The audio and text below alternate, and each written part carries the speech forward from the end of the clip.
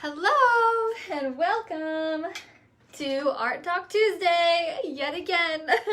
This is our 11th, 12th, something like that, Art Talk, and this week we are having Casey Lynn Hancock on the show. I am so excited because yet again this is another person that I've been following on Instagram for a while, and just selfishly I'm so excited to meet her. Like Louise last week, these are just women who, I mean, her talent is just amazing, and she just seems like a cool person, and so selfishly I was like, well, I want to meet this person, so I'm going to bring them on and to talk about all the things art. So yeah, we're just waiting for Casey to hop on here. Hey, yes. Hi, Casey. Let's see. I think you can just click the add button. Let me know if it works. Let's see. Do you see where it says add on there? It's probably like right below. It has like a person and then another person in a box right in front of it. Oh, here we go. Adding her on here. I am so excited.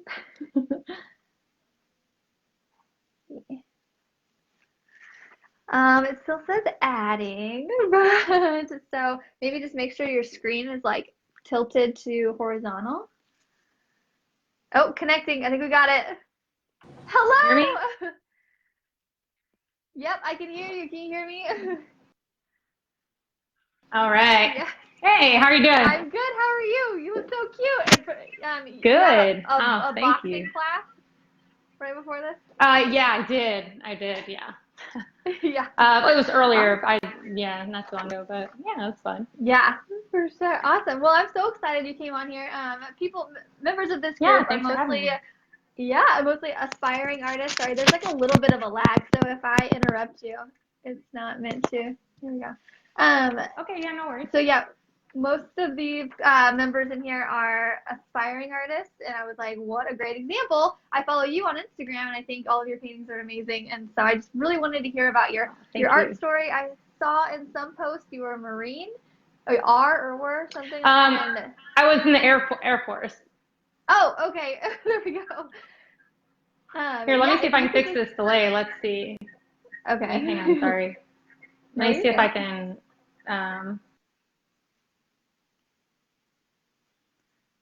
Sometimes like turning off the Wi-Fi helps. I don't know.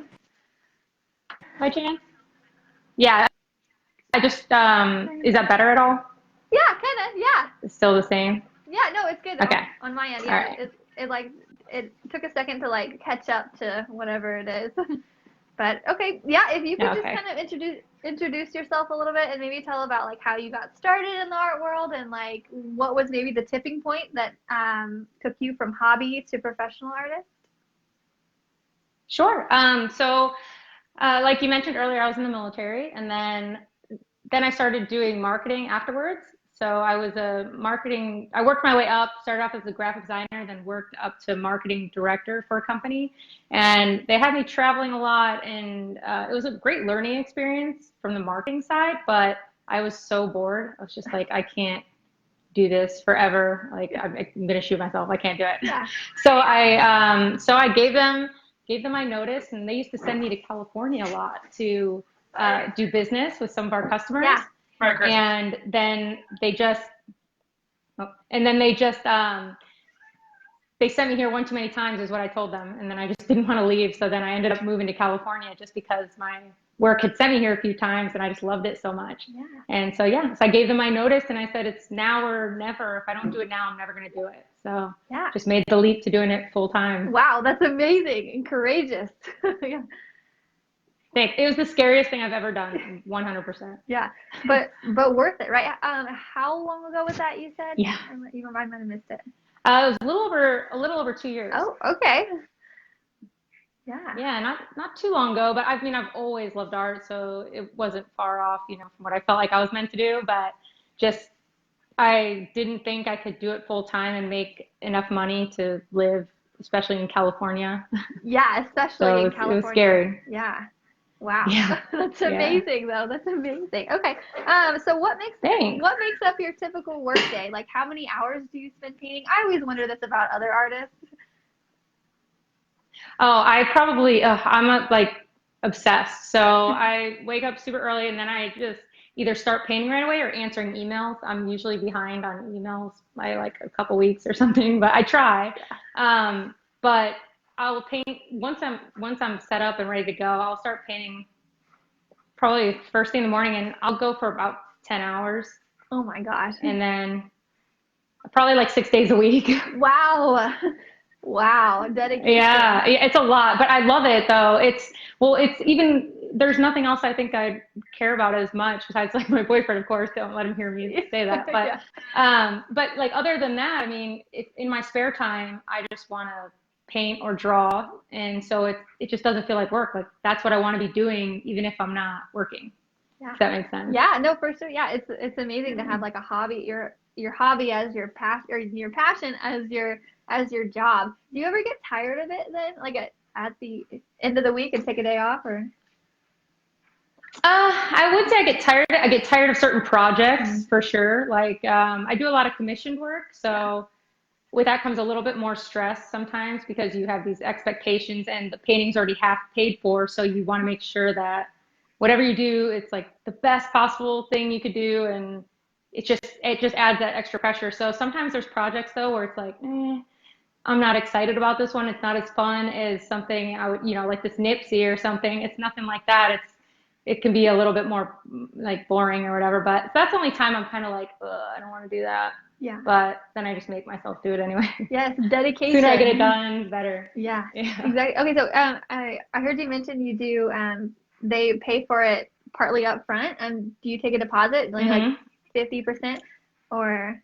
I do, yes. I always do. What I always tell everyone is that, so whatever the price is, I expect like, or before I'll get started, I had 50% and then the rest in shipping are due once the painting's finished. Okay, yeah. So it takes a little bit of trust on both sides, like they trust me to give me half the money without having anything in return. And then I trust them because I'll ship it. And then once I know the shipping cost, I'll send that to them and then they'll pay it. So it's a little bit on both sides. Nice. Good to know. Yeah. I think that's pretty Yeah. standard. I know that one of the members in here, Bonnie, she hopped on here. She was actually just asking me about this like maybe an hour ago. So yeah, she wasn't sure if like artists took deposits, and I was like, yeah, I think everybody. Oh yeah, absolutely. Yeah. Yeah. Well, you should just to protect yourself because you never know. Like you just, a lot of times, and this even happens every once in a while this will happen, but they'll say that they really want something and you don't want to invest a ton of your time like doing a design or coming up with something and not have anything to show for it. Because in the beginning I would do that and then they're like, oh yeah, I want it. I definitely want it. And I put time into designing it. And then they're like, oh, something came up and like, we're in the middle of buying a house. Or that's the one I hear the most. It's like, oh, well, we're buying a house right now. So we'll get back to you. And I'm like, okay, like everyone's buying a house, but it just comes up a lot. But yeah, so it's good to just for yourself and just your time to get it locked down. If they're serious about it, they'll pay it. And if they're not, then they won't. Bye. Yeah. Yeah. Yeah. See ya. Yeah. I feel like if they're buying a house, it's like, well, you need art to put in it. So exactly. Well, I feel like I give them the price and then they're like, oh, well, okay. All of a sudden, like now we're going into closure, like on our house, we're about to buy it. So let us get that set up and then we'll reach back out to you and, which is fine. And sometimes they do, sometimes they don't, but I get it. It's just definitely something for people with disposable income at the time, Yeah, for sure. For sure. Yeah. How many hours do you usually spend on a painting? So like, for example, the one right behind you, I'm curious just in general. Oh, this one? Yeah. The Nipsey one, that one I actually spent, I want to say 35 to 40 hours.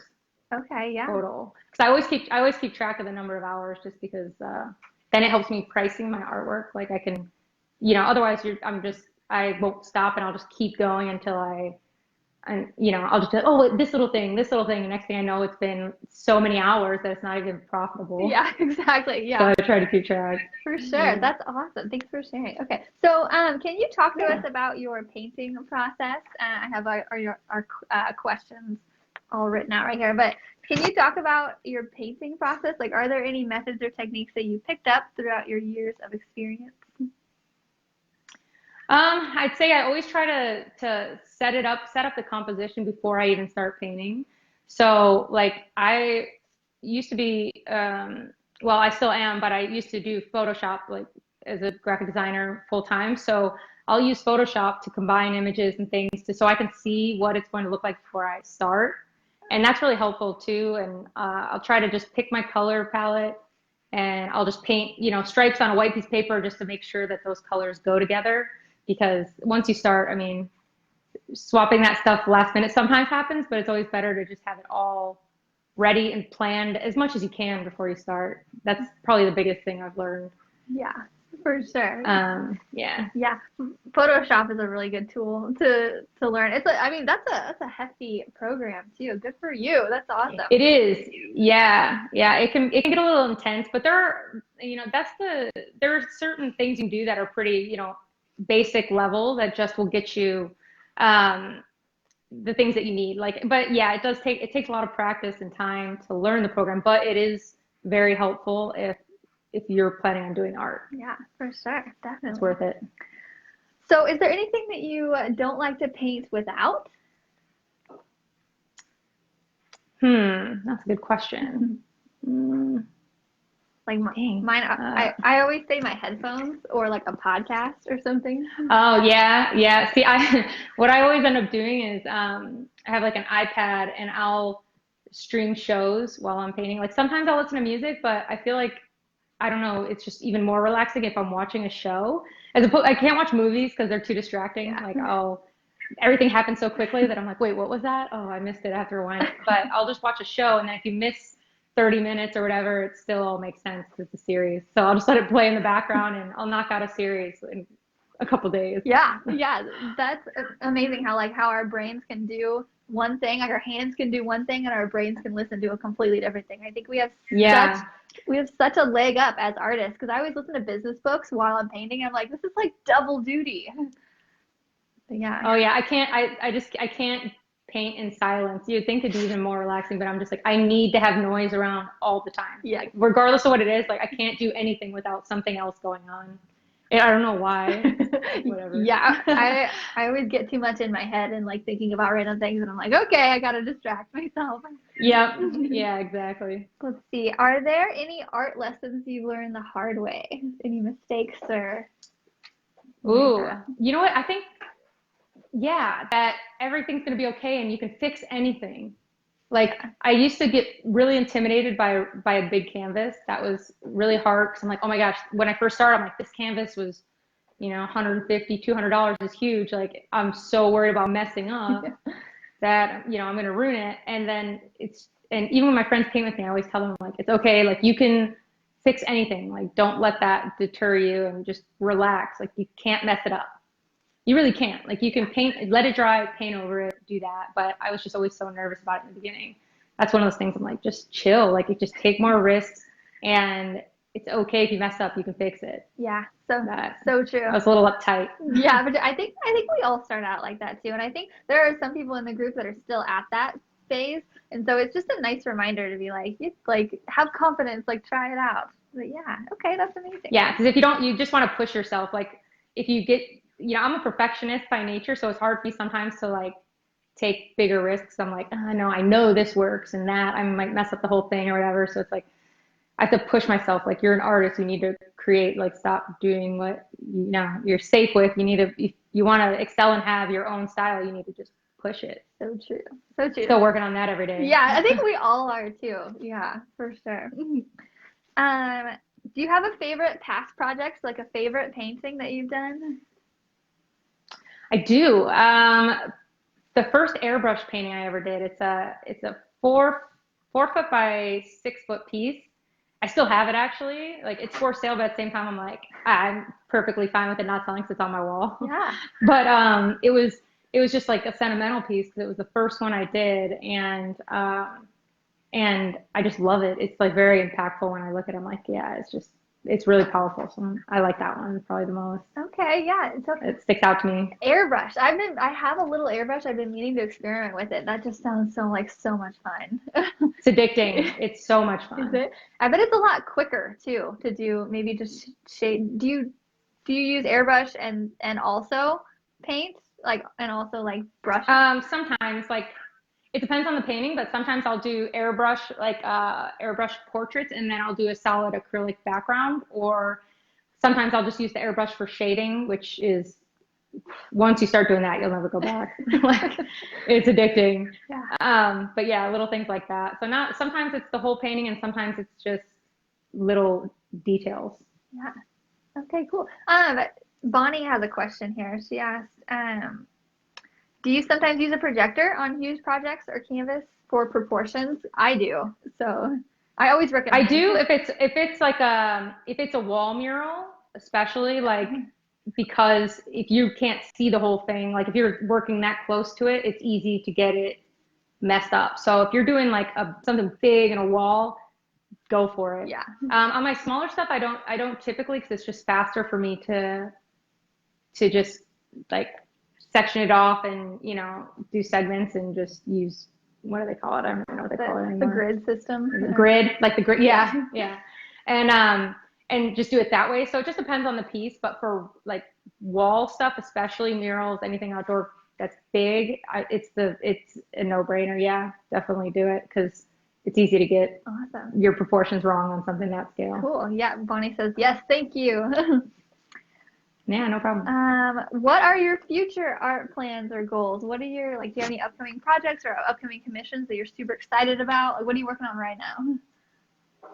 I just shipped out a commission today, actually. That was one of my clients, his fiance. It was for her birthday this coming week, so I'm excited for her to get that one. I can't post any pictures of it yet because it's a surprise, but and then I have a family portrait one that's coming up that should be good because he's letting me be creative with it and do my own thing, like my teal background, like black and white front.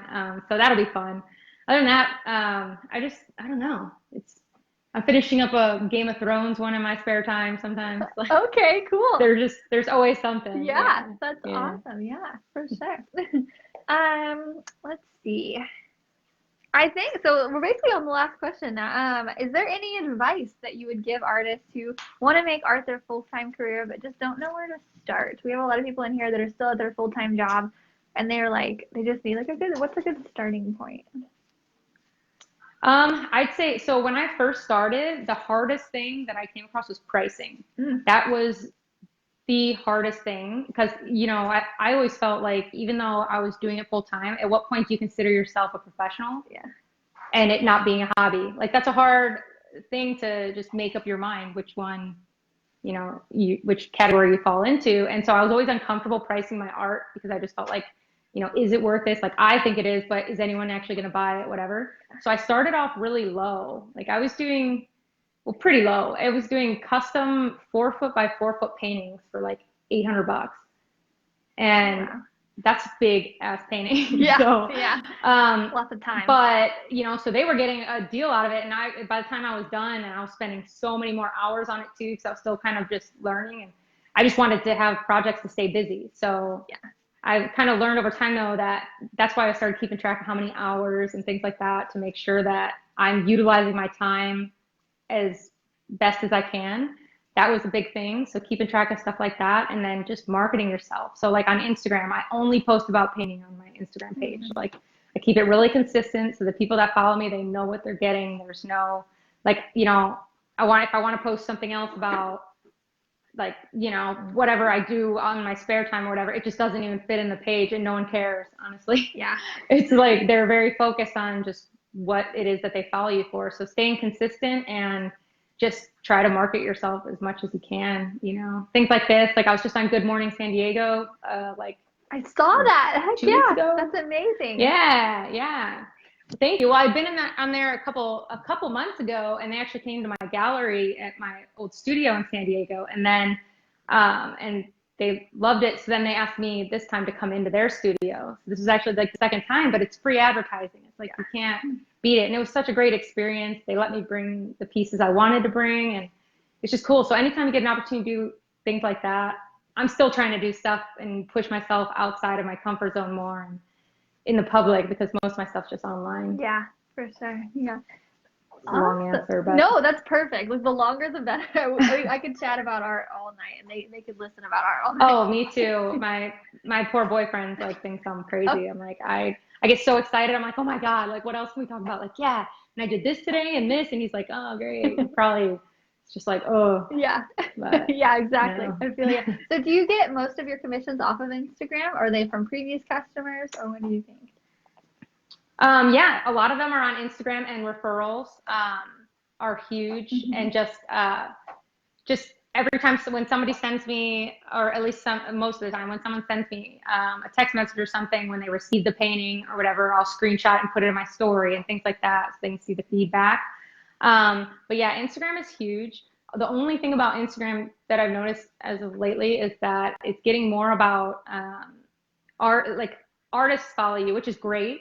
But when it becomes all artists, you need to make sure that you're targeting customers as well. Because it's easy to get, like, I'd say